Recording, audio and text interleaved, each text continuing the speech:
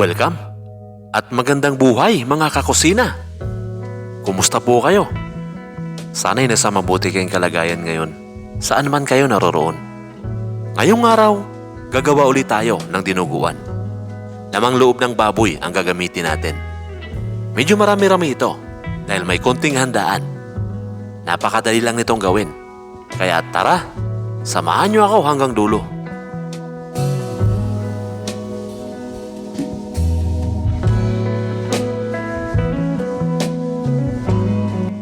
Umpisahan na natin.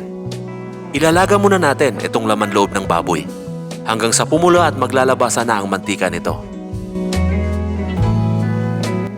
Itutuloy lang natin hanggang sa lumutong na itong laman loob.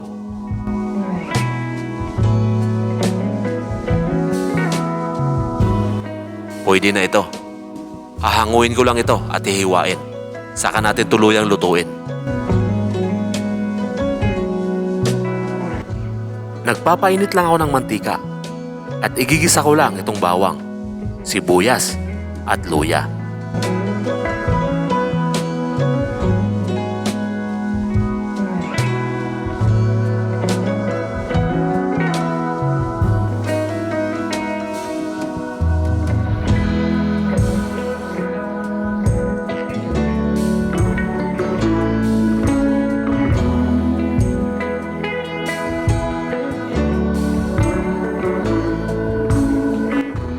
Ito na yung hiniwang laman loob ng baboy.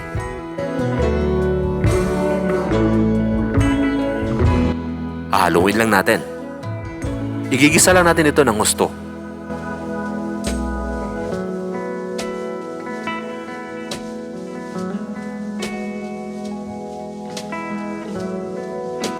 Patis na ang gamit ko dito. Di na ako gumamit ng asin. Pwede rin naman kayong gumamit ng asin. Mas gusto ko kasi itong patis. Kaya ito na lagi ang gamit ko.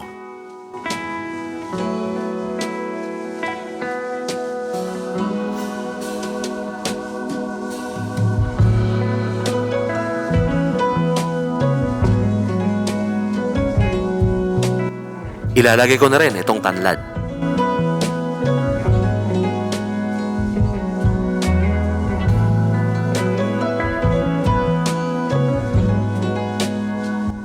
Naglalagay rin ako dito ng seasoning powder.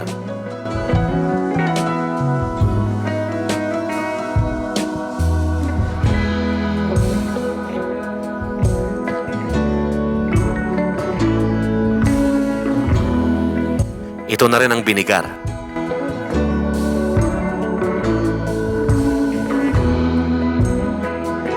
Ngayon ilalagay ko na rin itong dugo.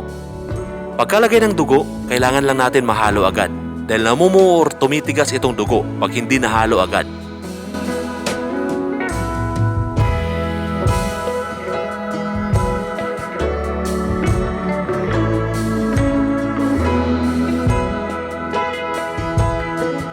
Naglagay lang ako ng konting tubig. Pakukuluan ko muna ito ng mga 3 minuto.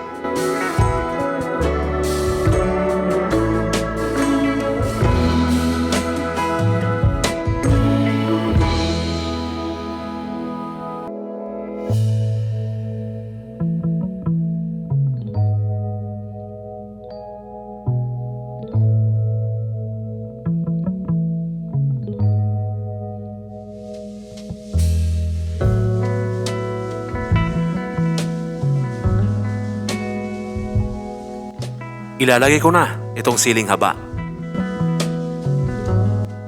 Ito na rin ang cornstarch, pampalapot.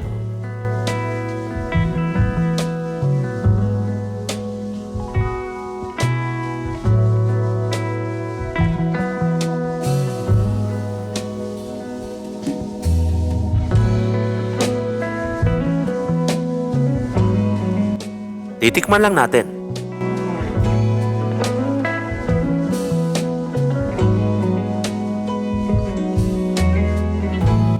Magdagdag lang ako ng konting patis.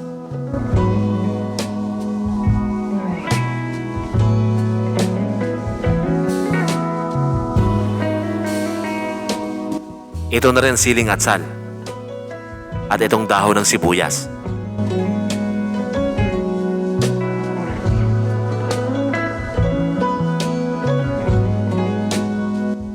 Tapos na tayo. I-serve na natin.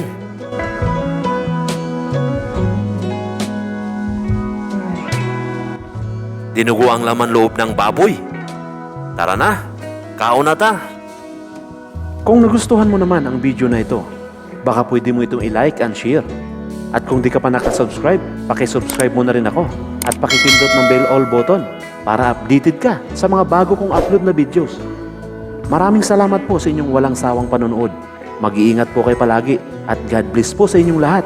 Bye-bye!